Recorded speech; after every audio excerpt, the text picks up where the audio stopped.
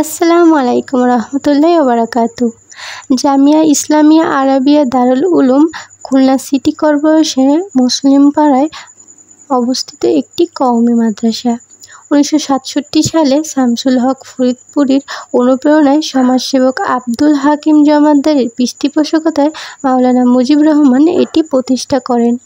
মাদ্রাসার বর্তমান মহান পরিচালক মুশতাক আহমেদ।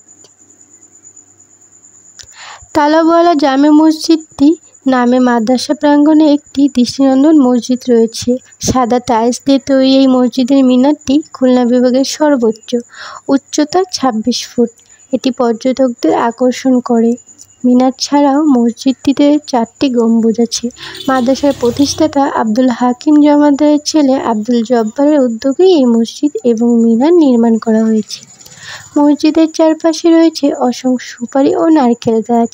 প্রবেশ গেট থেকে শুরু করে মিনার পর্যন্ত ভারত থেকে আনা বড় সাইজের ক্যাকটাস, টবে বিদেশি ঝাউ গাছ ও অর্কিড জাতীয় বিভিন্ন গাছ লাগানো হয়েছে। মসজিদের ভেতর আধুনিক ও আন্তর্জাতিক মানের ফিটিংস, লাইট, কাঠের কারুকার্য খচিত কাজ এবং যারা বসে নামাজ পড়েন তাদের জন্য নারকেল ও তাল গাছের গোড়া দিয়ে তৈরি প্রায় 20টি বসার চেয়ারের ব্যবস্থা করা হয়েছে। 2000 মুসল্লি এখানে নামাজ আদায় করতে পারেন। মসজিদটিতে রমজানে 2 ধরনের তারাবি নামাজ হয়। 6 দিনে খতম তারাবি এবং 27 দিনে খতম তারাবি হয়। তো আপনাদের কাছে এই মসজিদটি সম্পর্কে জেনে কেমন লাগলো অবশ্যই আমাকে কমেন্ট করে জানাবেন।